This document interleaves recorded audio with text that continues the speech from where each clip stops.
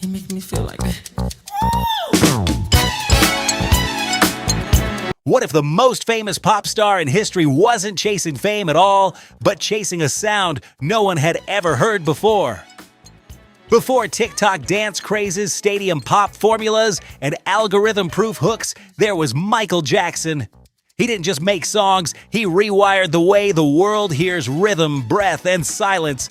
But behind the legend is a story of cost, control, and reinvention that almost nobody talks about. This is the story of a true pop genius, Michael Jackson. Thank you for the music and why his blueprint still runs today's charts. Picture this, a kid from Gary, Indiana, who could count time like a studio drummer and feel time like a dancer. He learns fast, then faster, until perfection is the only language he trusts. The records get bigger, the stages get brighter, and the price gets higher. So here's the promise of this film: not a shrine, not a takedown, a map, how he built the sound, how he scaled it, and what it took from him to keep it alive. How do you go from child prodigy to the architect of Thriller and then survive being the center of the world? Who taught him to thread jazz chord shapes into R&B and disco and make it move like street dance? Why did the videos feel like short films? And why did every snare hit feel like a heartbeat you couldn't ignore? Stay with me. In the next minutes, you'll hear how a voice, a groove, and a camera changed pop forever, and what that change cost. The studio as instrument, the body as metronome, the cut, the breath, the microsecond that makes a chorus lift. And then there's the other system, the one that counts ticket sales, headlines, and myths. When those systems collide, you get a miracle or a meltdown, sometimes both. We'll break down the sessions, the collaborators, and the moves. What Quincy sharpened, what Teddy rebuilt, what Michael demanded, take after take after take, until a track snapped into place like a magic trick. We'll also face the storms without flinching, what's proven, what isn't, and how a public life tested a private soul. Because to say thank you for the music means understanding the craft and the cost. So here's the door we're about to walk through. What did an 11-year-old learn on those first stages that would one day make Off the Wall glide and Thriller detonate? If you've only seen the red jacket and the moonwalk, you've missed the blueprint. Let's rewind to where the time feel was born, Gary to Motown, and watch a prodigy become an architect. Chapter 1 begins now, Gary to Glory, the making of a prodigy. Hey, Pop Lore family. Did you know only 1% of viewers are subscribed?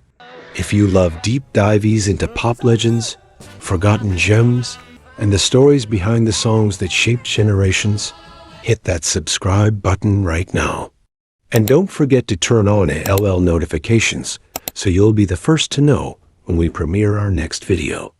It's free, it helps Pop Lore grow, and it makes sure you never miss a single countdown or music story. Let's build this community together.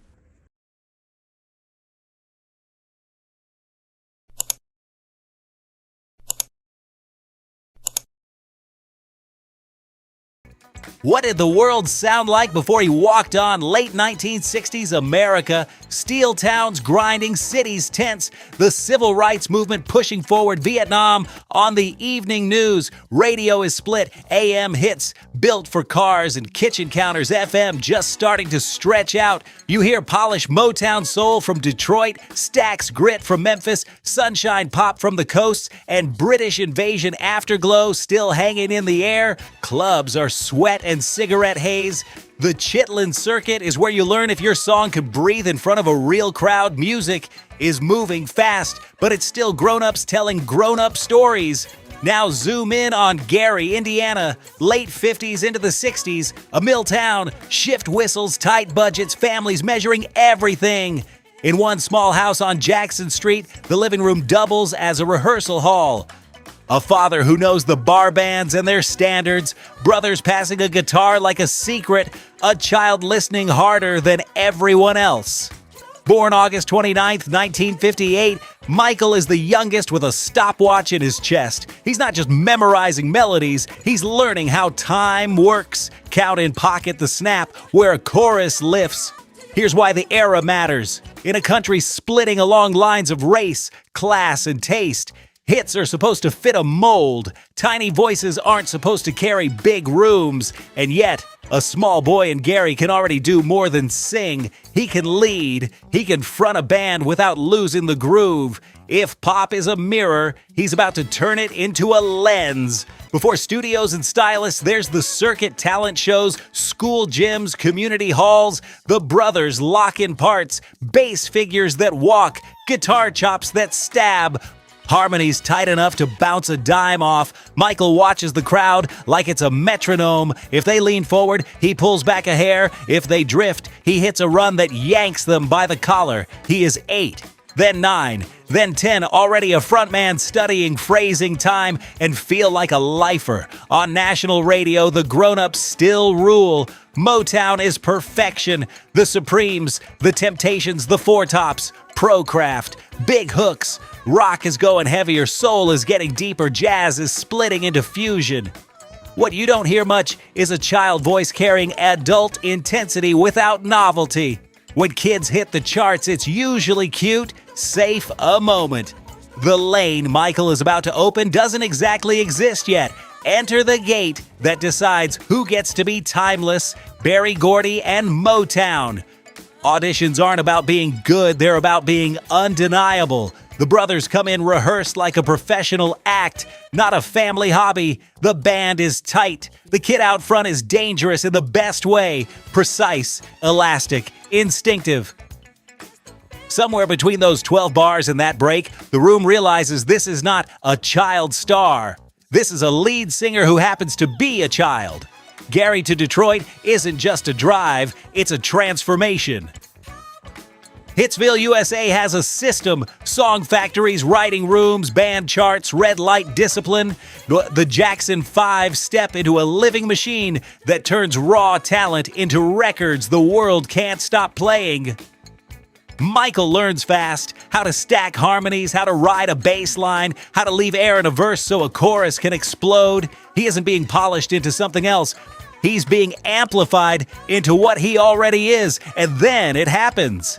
Late 1969, the first national blast, I Want You Back.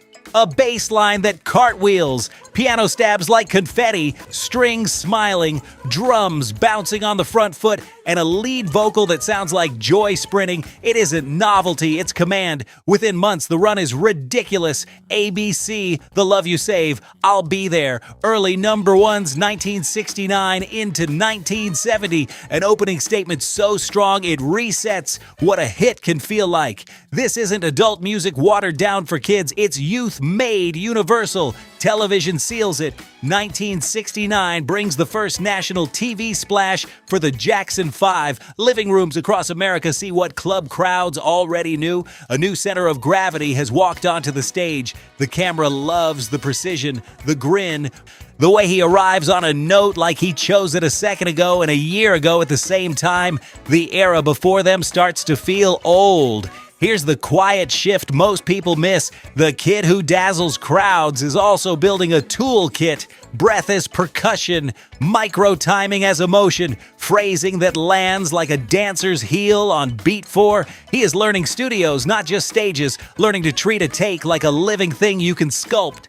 That's the seed that will grow into off-the-wall glide and thriller detonation. The why of the future is already in his how. So the era before them, it ends the moment this voice, this groove, this family chemistry hits tape and television, but you don't stay a prodigy forever. How do you carry that early crown into an adult identity without getting trapped by it? Who hands you the keys to make records the way you hear them, not the way the factory expects? Stay with me. Next up, the first steps away from the nest, solo seeds at Motown, the first grown man choices, and the beginning of a sound he'll one day call his own.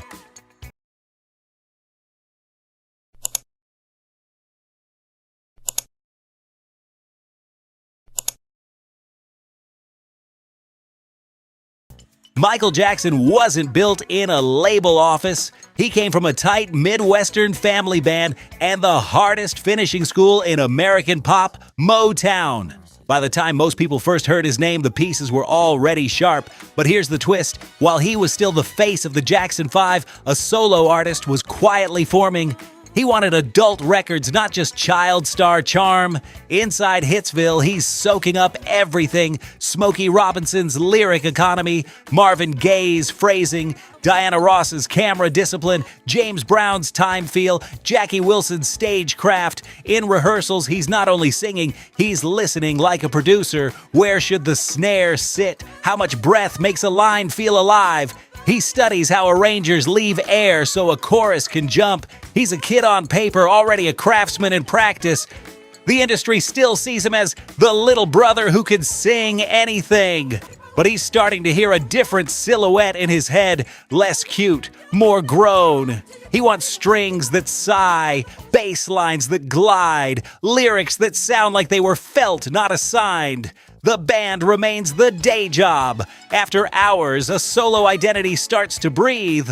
Then comes the first real test, Got to Be There. It lands in 1971 as a solo single and album. The vocal is tender, but there's intention. He shapes each line with small dynamics, almost like a string player using a bow. You can hear him reaching for emotional weight, not novelty. Radio takes notice. He isn't leaving the group. He's expanding the frame. A year later, the breakthrough. Ben, 1972. It becomes his first U.S. #1 as a solo artist. On paper, it's a film theme. On record, it's a clinic in restraint. He keeps the melody simple, rides the orchestra without pushing, and lets the last chorus bloom. This isn't luck, it's control, breath, timing, narrative. For a world that still thinks of him as a child star, this chart crown says, pay attention. He could carry a song alone. Here's the tension. Hits are coming, but they're not his in the way he imagines. Motown assigns songs, producers, tempos. It's a brilliant system until you want authorship.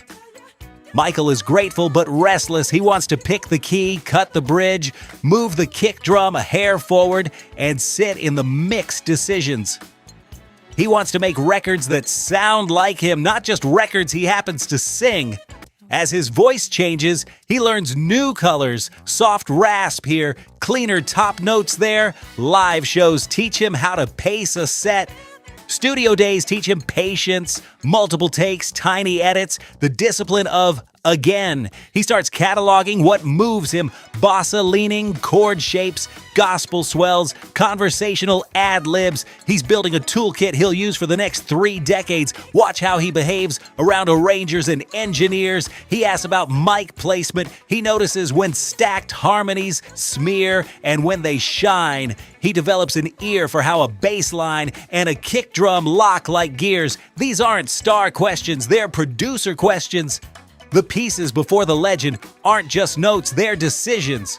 The Motown model rewards speed and formula. Michael wants nuance and ownership. He can do the system with his eyes closed. The system cannot yet do him. That friction becomes fuel. Every assigned song sharpens his taste.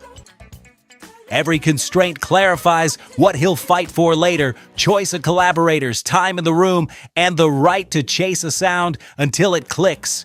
Award shows, TV specials, tours, he's everywhere, but also elsewhere in his head. He's hearing grooves that skate between soul and disco, melodies that float over tighter drums, and vocals that breathe like instruments.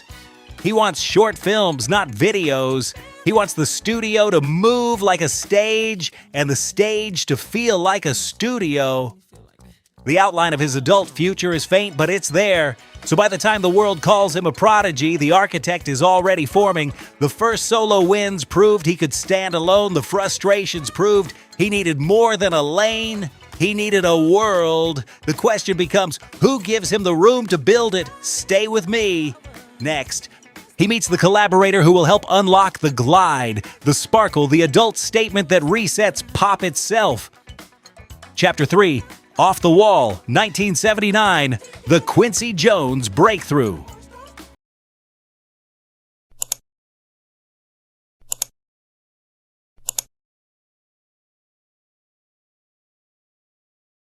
After the Motown years and early solo flashes, it happens almost quietly on a film set, The Wiz. Between takes, an actor-singer named Michael is asking the music supervisor too many producer questions. The supervisor is Quincy Jones, bandleader, arranger, hitmaker, a man who treats a studio like a symphony hall. Michael says, "I want to make an adult record, a real one." Quincy doesn't smile. He studies him, then says, "Then you've got to build a team, and you've got to mean every note." That's the ignition, not a handshake, an understanding. They click because they want the same thing, clarity. Quincy believes in songs that move air, parts that interlock, performance over polish. Michael believes in precision that feels human, dance as meter, the voice as a drum. Quincy's rule: put killers in the room, players who listen as hard as they play. Michael's rule: chase the feeling until it's undeniable. Different generations, same obsession, make records that breathe. Now we're at A&M Henson Studios. The clock above the console hums. Engineer Bruce Swedian lines up the mics the way a jeweler places stones. Rhythm section first. John J.R. Robinson on drums, dead on but elastic. Louis Johnson on bass, turning grooves into conversation. Greg filling gains at keys, finding the pocket between sparkle and swing. Quincy keeps the talk calm. Let the air do the work. Michael closes his eyes and counts the band in with his shoulders. It's "Don't stop till you get enough." The band is cooking, but the thing that freezes the room is the rhythm voice, Michael's ad-libs as percussion. Tiny gasps, consonants on the backbeat, a glide on the cha that sits exactly where a shaker might be. Bruce pushes the faders and the groove lifts. Without getting louder, no one speaks. Quincy just points once, a little conductor's cue. Keep it there. It doesn't sound like a new act. It sounds like a weapon. Joy engineered. Enter Rod Temperton, the quiet architect from Heatwave. He doesn't write songs so much as blueprints for movement. Rock With You arrives like a slow smile. Guitar silk, string size, a bass that doesn't push, it persuades. Michael sings the verses like a secret and the chorus like an invitation. Each breath is placed, each harmony stack is intentional. Bruce and Quincy layer them until the chords feel like velvet under a streetlight. Here are their studio commandments: feel over volume. If the take doesn't dance at low level, it doesn't dance. Air is an instrument. Leave space so the chorus can explode without more tracks.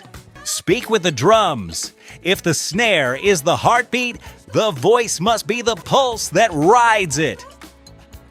Michael learns to craft silences as aggressively as hooks. Quincy trims the fat without losing the body. Release date, August 10th, 1979. Off the Wall lands with 4 massive single: Don't Stop Till You Get Enough, Rock With You, Off the Wall, She's Out of My Life.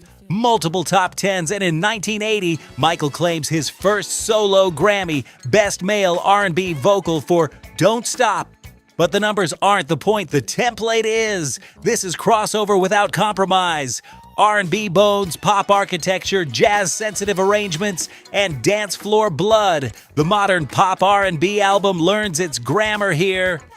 Listen to the micro moves, the way he undersings a verse to make the chorus feel like daylight, the sideways phrasing that lands behind the beat, then snaps to the one like a dancer hitting a mark. He didn't just work with Quincy, he learned how to produce himself, how to demand the take that matches the record in his head, how to hear the mix as if you're standing in the middle of the dance floor at 1:17 a.m. Before Off the Wall, you had R&B albums that crossed over and pop albums that borrowed groove. After it, artists chase coherence, a front-to-back experience where the pocket is king and the songs tell you where to move. This isn't disco's last gasp. It's post-disco's first breath. Tight drums, warmer bass, strings in service of the body, not just the chart. Michael leaves the child star room and walks into authorship. Quincy proves that sophistication and mass appeal aren't enemies. They're partners when the groove is honest. But one question hangs over the applause. You've made the perfect adult statement. Now what? How do you top a record that feels like a room you don't want to leave? The answer isn't bigger hooks or more strings. It's vision. Short films instead of videos, stories instead of singles. A mood that turns release day into a global event. Stay with me. Next, the team sharpens the blade and aims at the sky. Chapter 4, Thriller, 1982-84, when pop went cinematic.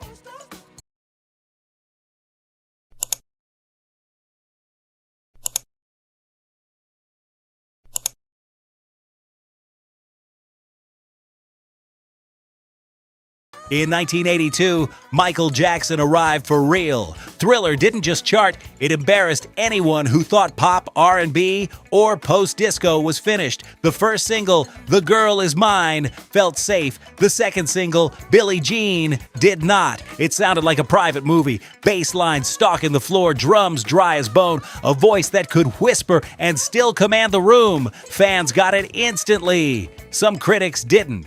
Too slick. Too commercial, not real music. Meanwhile, the kids were losing their minds. Release date November 30th, 1982. Radio starts to bend around Billie Jean, then TV buckles. The MTV ecosystem is still forming, but Michael treats the camera like a stage. Billie Jean turns sidewalks into light, making the everyday look mythic. Suddenly, rotation isn't a gate, it's a runway. Labels notice, artists notice, and a generation of dancers decides the screen is now a dance floor. Then the live spark, Motown 25. Taped March 25, 1983, aired May 16. I like those old songs too, he jokes.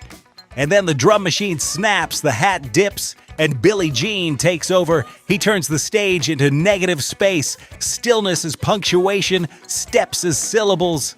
Then the moonwalk, a half second of physics that breaks the living room. Not just a trick, it's timing, glide, and attitude. In one performance, curiosity becomes obsession. The split gets louder, fans hear precision and feel, they crowd the floors. Some critics flinch. Too choreographed. Too visual. This is marketing, not music. But listen to the records. Beat It brings Eddie Van Halen solo into an R&B chassis without losing swing. Human Nature floats like neon rain. The sound is clean. Yes, but it's also human, breathy, and locked to the body's clock. The kids don't argue, they move.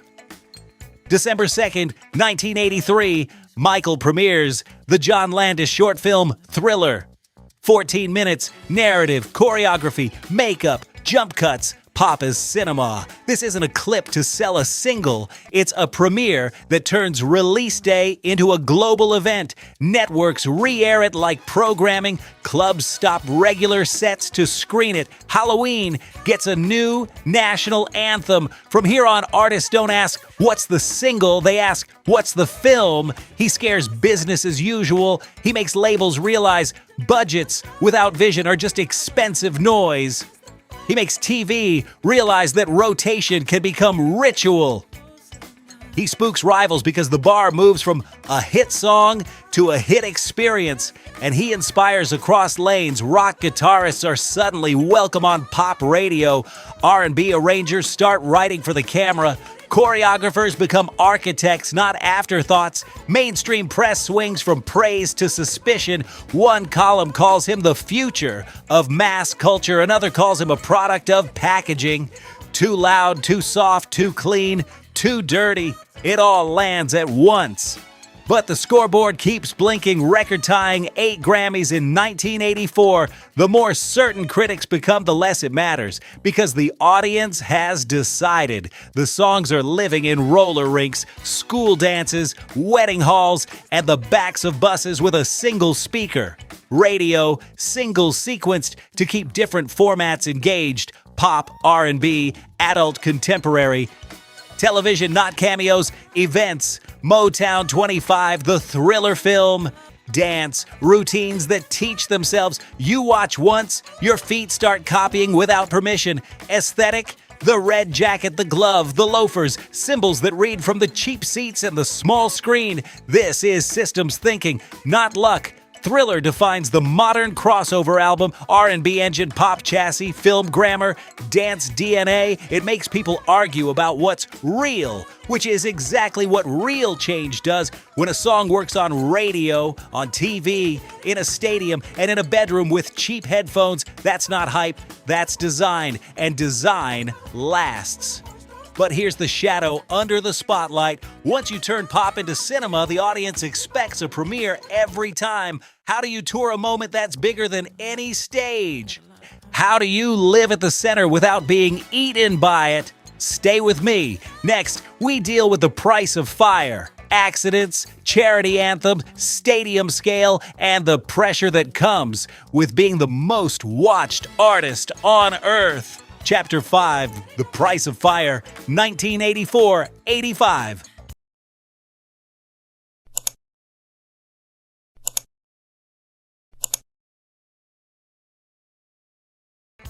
They weren't just selling music, they were selling a way to live. In 1984, Michael Jackson stops being only an artist and becomes a myth engine. For fans, he feels like permission to dance harder, dress bolder, dream bigger. For the industry, he's a problem because once you've seen this scale, you can't pretend business as usual will do. The red jacket with sharp lines, the single white glove sequined like a lighthouse, the loafers sliding on a waxed floor, white socks flashing like metronomes, military shoulders meet street glide. This look reads from the cheap seats and through a 13-inch TV. It says, precision, elegance, danger. Kids study it, tailors copy it, knockoffs hit swap meets before the tour buses even park, but fame this bright casts long shadows. January 27th, 1984, a pyro misfire during a Pepsi commercial shoot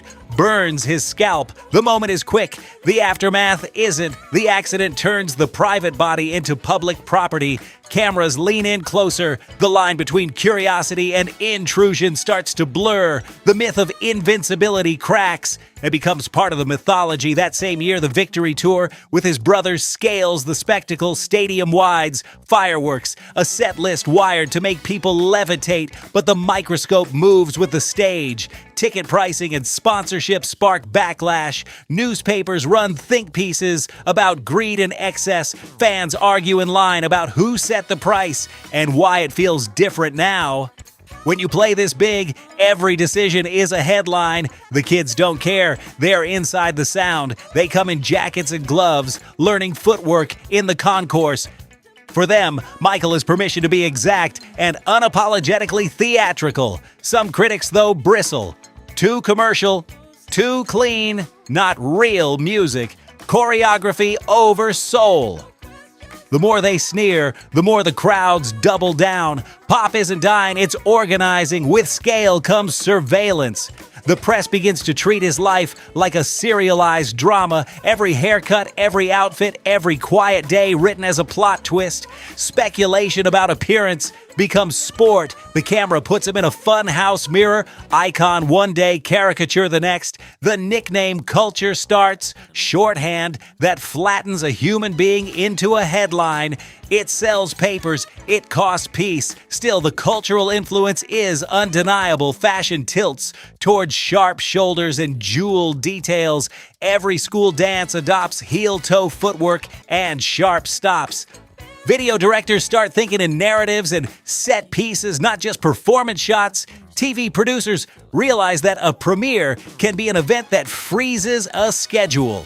You see street crews thread MJ precision into their language. You hear kids use bad as a compliment long before it becomes an album title. The myth doesn't just sit on a pedestal, it walks into everyday life. Then the counterpoint, power turned outward. January 28th, 1985, after an awards show, Michael and Lionel Richie gather a room full of stars to record We Are the World. It isn't subtle, it isn't supposed to be. It's a global charity phenomenon. In 1985, proof that celebrity can be a tool, not just a trophy. The same cameras that chased rumor are now aimed at relief. The message is simple: turn fame into a signal people can follow toward help. Here's the truth of the mid-'80s. Michael is both larger than life, and too big to fit anywhere. He's blamed for things he didn't invent, ticket prices, corporate tie-ins, because he's the face you can't miss. He's praised for charity, then questioned for motives, because that's how cycles work when someone lives at the center. For fans, he's a compass. For gatekeepers, he's a storm. How does a person become a symbol? By repeating a few powerful images until they mean more than themselves. Glove, jacket, silhouette, spin, stillness, blast of light. Add moments of trauma and triumph. The world witnesses together, layer in silence. No lengthy explanations, few interviews, so the vacuum hums. The result isn't just stardom, it's mythology. Open-ended enough that everyone can project, strong enough that it can't be ignored. But myths come with bills. After fire and philanthropy, after stadiums and scrutiny, what do you do for an encore? The next move can't be bigger for its own sake. It has to be sharper. He'll try to industrialize mastery, build a touring and recording machine that hits 5 number ones and proves Control can sing. Stay with me. Next, the operator phase, discipline disguised as spectacle. Chapter 6. Bad, 1987-90, The Machine of Mastery. This video is sponsored by The Lore Store on Amazon, your one-stop shop for music lovers across reggae, rock, pop, and hip-hop. We built it for real listeners who don't want to dig through 1,000 listings to find the right gear. Inside The Lore Store, you'll find 5 aisles. VIP, top, battle-tested essentials, headphones, turntables, speakers, gig-safe earplugs, smart speakers. Reggae vibe, roots and lovers. Rock made easy, automatic decks, warm bookshelf speakers, vinyl care. Rock lore, classic rock must-haves, open back cans, simple amps, living room concert vibes. Pop lore, feel-good everyday setups, clean, clear speakers, easy streaming, nostalgia-friendly picks.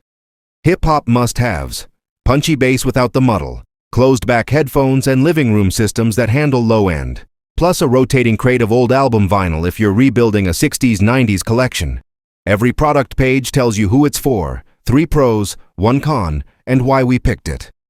So you can choose with confidence. Flying soon? Check. VIP for noise canceling that tames plane roar. Mostly listening at home? Try open-back headphones that let live albums breathe. Want instant gratification vinyl? Our fully automatic turntable is 1 button from silence to music. And the record cleaning kit knocks down crackle so the bass tightens up. Headed to shows? Grab high-fidelity earplugs. Hands-free at home? Our smart speaker picks let you say, play 70s reggae or classic pop, and you're there. Deal alert. If you use the link in the description, you'll land on our curated picks with current best available Amazon pricing and active discounts where applicable. Prices change, so buy now to lock in today's deal. Tap the link in the description. Pick your aisle, grab a favorite, and tell me which category you want me to build next. The Lore Store. Listen better, with gear that gets out of the way and lets the music live.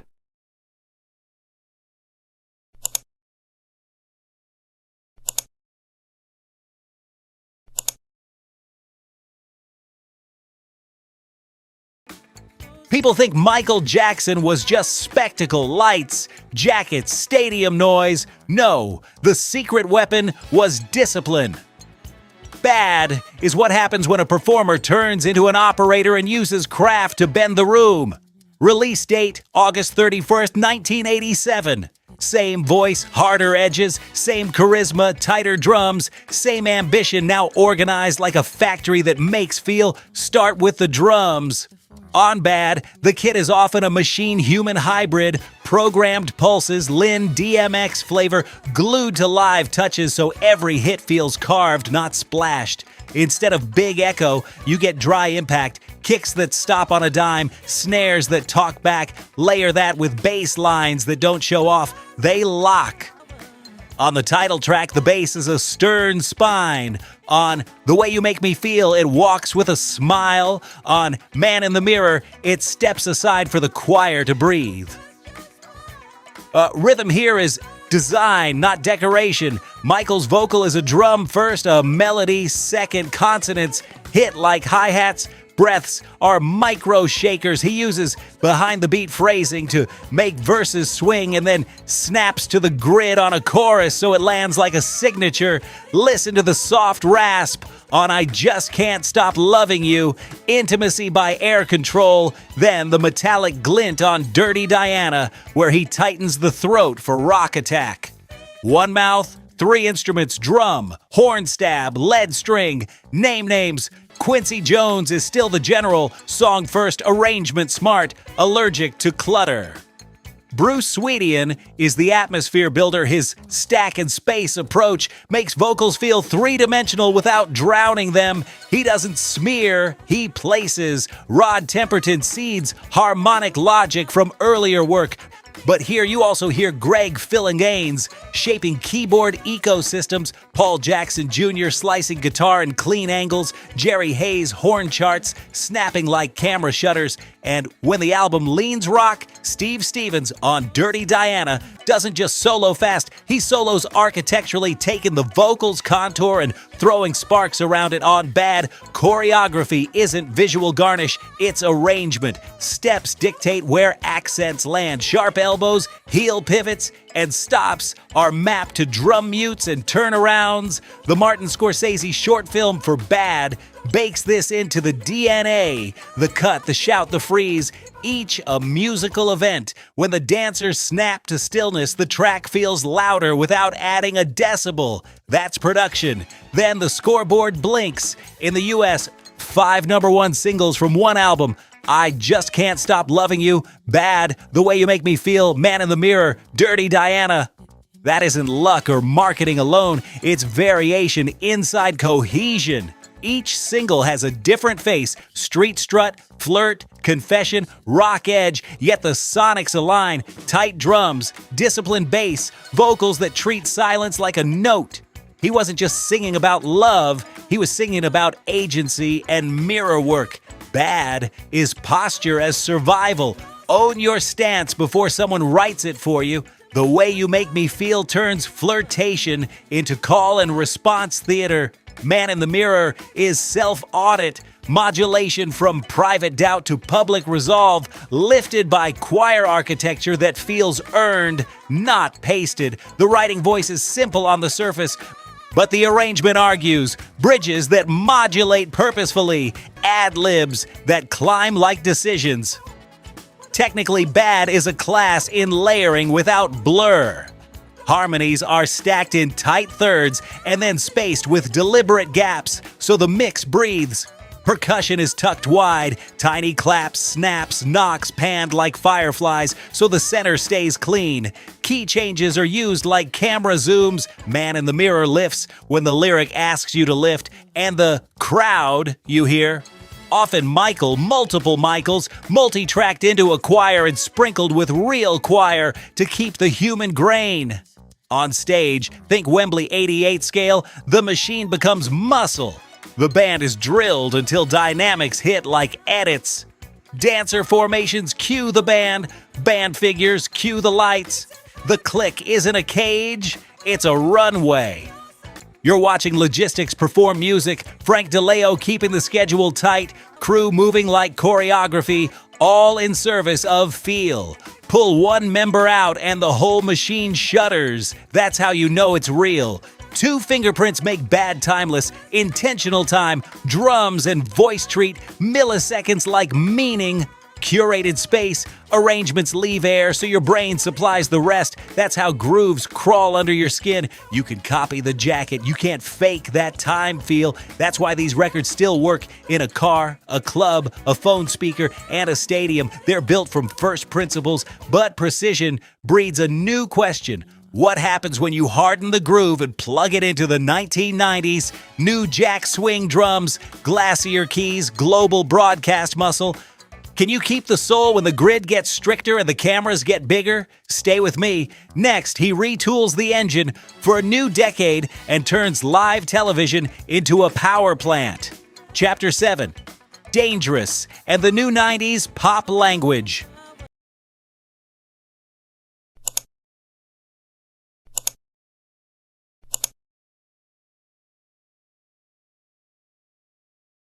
You don't build a myth for free. By 1991, Michael has learned how to make pop feel like cinema. Now he tries to make television feel like a power plant. Dangerous arrives November 26, 1991. Harder drums, glassier keys, vocals that cut like a laser.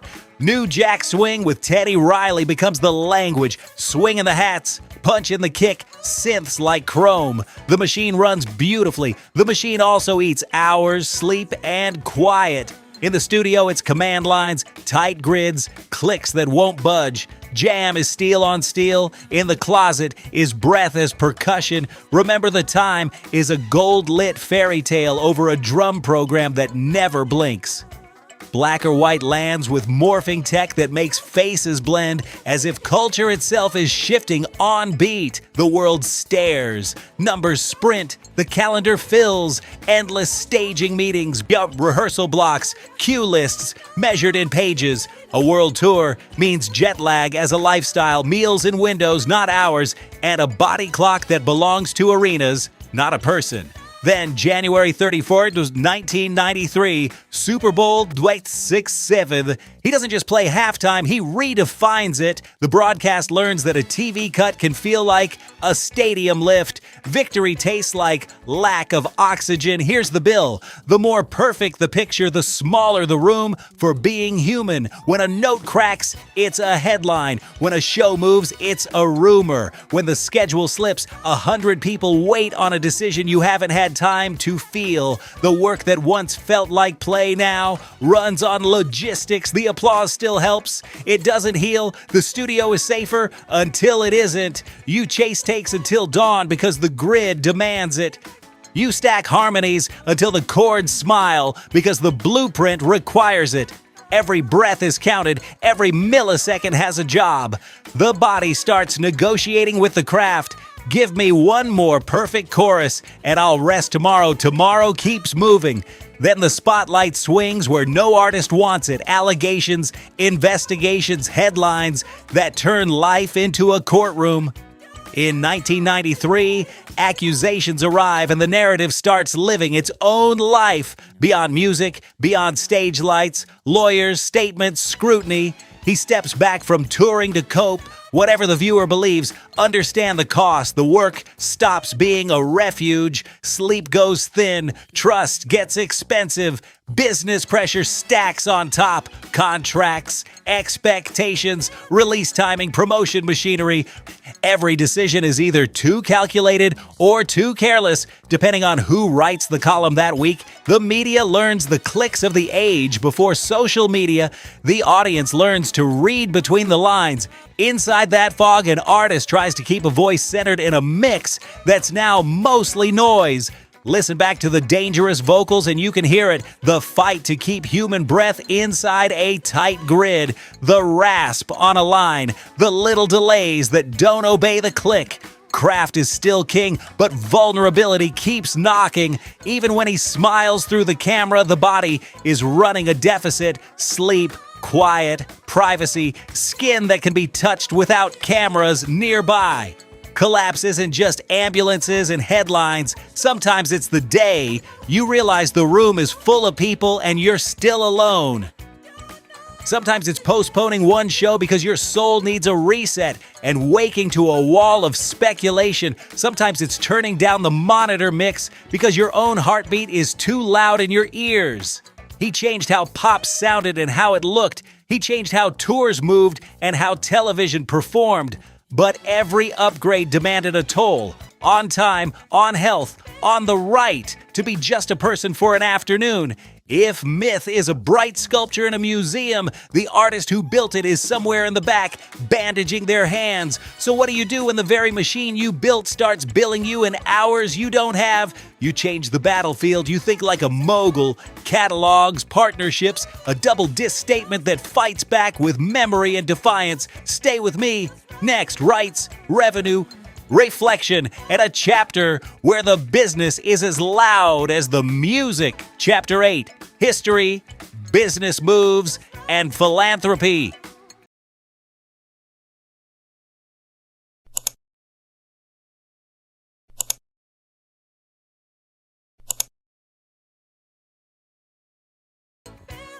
Most acts fade quietly. Michael didn't fade, he changed battlefields.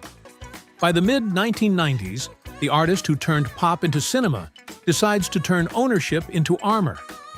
The stage is still there, but the center of gravity shifts to catalogs, contracts, and causes. It isn't the end of the music. It's the end of being just a performer. Long before this chapter, a door had already opened. In 1985, Michael acquires the ATV publishing catalog, with the Lennon-McCartney songbook at its core.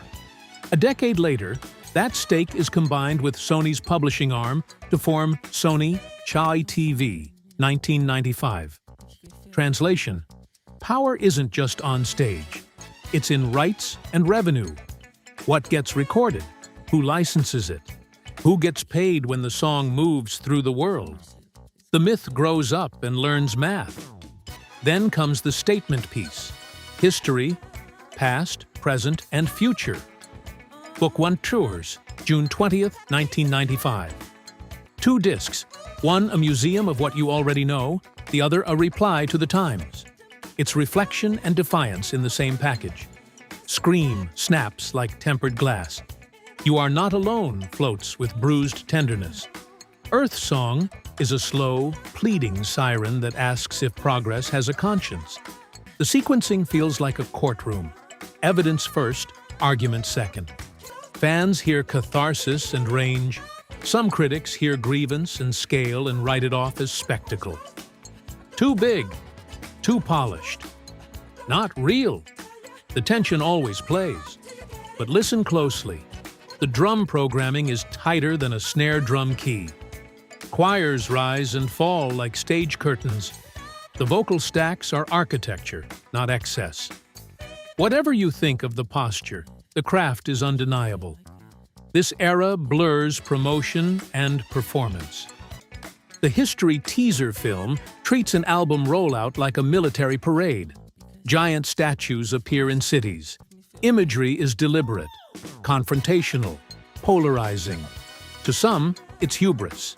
To others, it's a wounded artist refusing to shrink. Either way, it works. The conversation is global before the tour even moves. The History World Tour, 1996-97, stretches the logistics to the limit. Stadiums again. Precision again. Charity stops woven in. The show is engineered to feel inevitable. The human running it is not. You feel the cost from earlier chapters echoing here. Time, sleep, privacy. The constant negotiation between body and brand. Parallel to the business moves is a steady channel of giving. The Heal the World Foundation, launched 1992, frames pop stardom as a distribution network for relief. Hospital visits, grants, awareness campaigns, appearances that turn cameras toward need instead of rumor.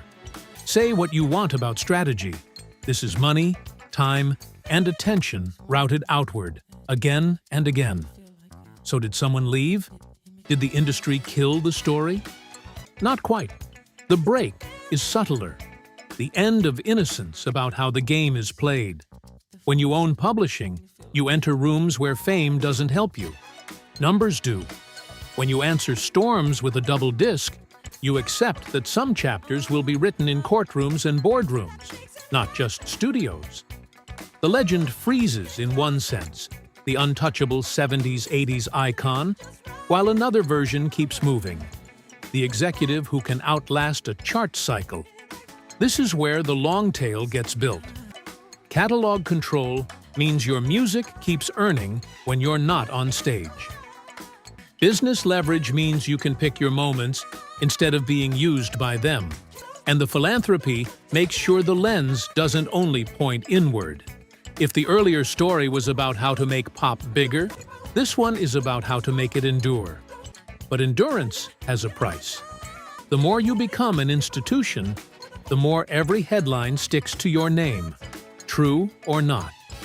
After the mogul move and the double-disc testimony, what happens when the culture decides to try you in public again? How do you survive the years when the music is forced to share the stage with the storm? Stay with me. Next, allegations, trials, verdicts, and the human being who keeps walking through the noise. Chapter 9. Storms, Trials, Survival. 1993-2005.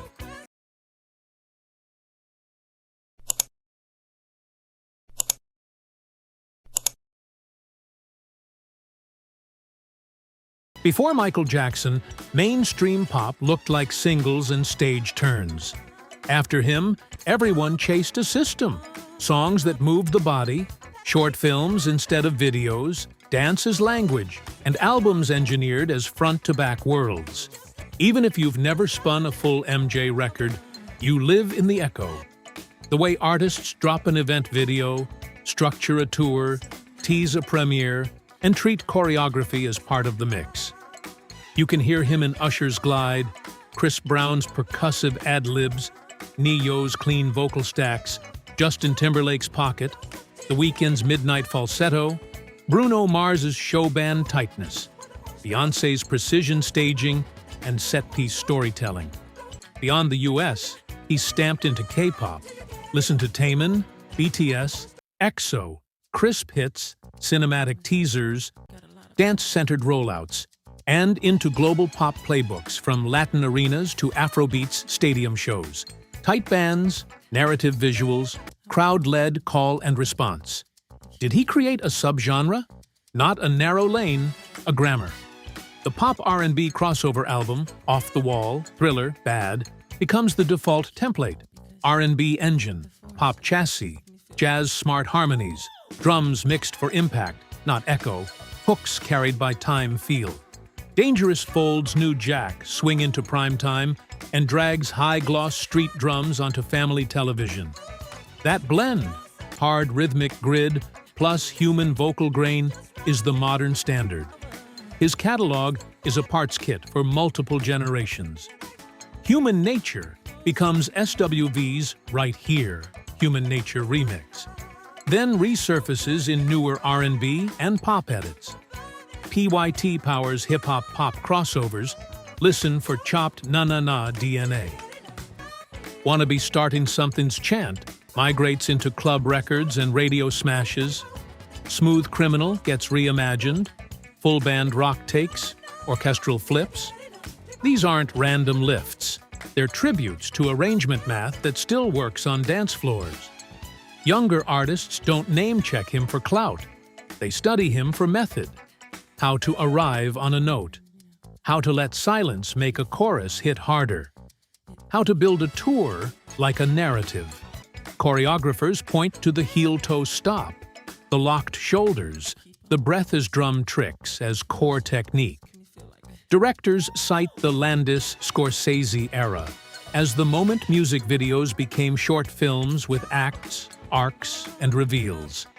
The institutions followed the people. Rock and Roll Hall of Fame twice, group, then solo. Multiple Grammy milestones. Albums canonized, videos archived, academic courses built around his media strategy and dance vocabulary. Reissues turn discovery into a cycle. Anniversary editions, expanded takes, stems for remixers. Tribute residencies keep the live language alive. Dance crews still treat his catalog like a training library. When he passed, fans didn't let the music become furniture. They organized murals, birthday flash mobs, candlelight dance circles, street battles to Billie Jean bass lines. This Is It footage reframed rehearsals as a working blueprint. Documentaries and long-form breakdowns continue to parse sessions, mixes, and show design. Every few years, a new cohort discovers the records on phones with tiny speakers and still hears pocket, lift, air. The silhouette is permanent. Sharp shoulders, clean lines, loafers that read from the back row. A single glove as a punctuation mark. In language, he turned bad into a compliment and made he and chamon into rhythmic cues anyone can mimic.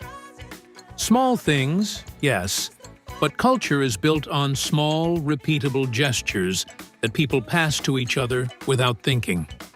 A legacy this large is never simple. The art is argued over in the shadow of controversies and courtrooms. Museums, critics, and fans keep re-asking the same questions. What's proven? What isn't? How do we hold giants to account while also telling the truth about their craft and impact? The answer is, you keep doing the work. Fact-check, credit collaborators, study the tapes, separate myth from method, so the history stays honest. Strip away the spectacle and the records remain because they're built on first principles. Time. Drums and vocals treat milliseconds like meaning.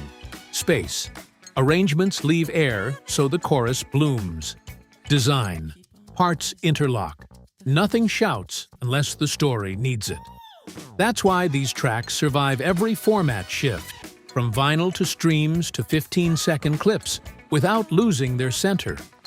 Legacy isn't a museum, it's a living rehearsal. New artists keep learning the grammar. New fans keep finding the doorway. Which leaves one last question. What do we owe the music that shaped us? How do we keep it alive without reducing it to nostalgia bait? Stay with me. Next, we land the plane. Thank you for the music, a personal coda, and an invitation to carry the blueprint forward. Chapter 10. This is it, June 25th, 2009, and The Living Legacy. Hey, Pop Lore family! Did you know only 1% of viewers are subscribed? If you love deep dives into pop legends, forgotten gems, and the stories behind the songs that shaped generations, hit that subscribe button right now. And don't forget to turn on LL notifications so you'll be the first to know when we premiere our next video. It's free, it helps Pop Lore grow, and it makes sure you never miss a single countdown or music story. Let's build this community together.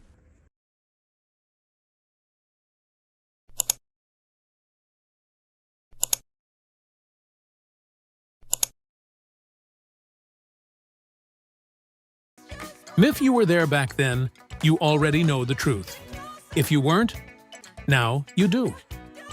In March 2009, he says 3 words, "This is it." Not nostalgia, not a farewell built on greatest hits. Rehearsals show intention, tighter time, lighter touch, a body writing punctuation in air. The set list reads like a map back to the source. You can feel the old engines warming, studio precision translating to stage breath. Then June 25th, 2009 arrives, and the calendar tears. The headlines are loud. The rooms go quiet. Here's what doesn't leave the room. The grammar he taught us. Album as world, video as short film, dance as arrangement, voice as drum. The afterlife begins immediately. The film This Is It turns rehearsals into a coda. Choices underlined, cues whispered, a band learning to breathe as one machine. Catalog waves ripple again. Around the world, vigils look like pop-up stages. Candles, speakers, kids trying a glide on warm pavement and getting 2 inches of air. It's small and gigantic at once. The institutions had already carved his name in stone. Rock and Roll Hall of Fame with the Jackson 5 in 1997, then solo in 2001. Even the details prove the method. The anti-gravity lean isn't a rumor. It's protected thinking. U.S. Patent 5022-452, 1993. Craft turned into engineering. People call that showmanship. It's really system design. Fans keep the signal alive in ordinary places. Birthdays marked by block party speakers, school gyms learning Billie Jean footwork, street murals that catch sunlight like a stage light. Artists keep borrowing the toolkit without the costume. Clean stacks, disciplined drums, event rollouts, choreography that mixes with the track instead of sitting on top of it. You don't have to sound like him to live in his echo. You just have to respect time, space, and intention. So tell me, What was the first Michael Jackson song that hit you in the chest? Who from that era deserves a full deep dive next? What did radio sleep on that you haven't forgotten? Your answers aren't just comments, they're footnotes to the record, proof that this history still breathes. This isn't a shrine, and it isn't a verdict. It's a thank you. Thank you for the music, because pop still borrows his playbook. Count the breath, honor the pocket, leave air for the chorus to bloom.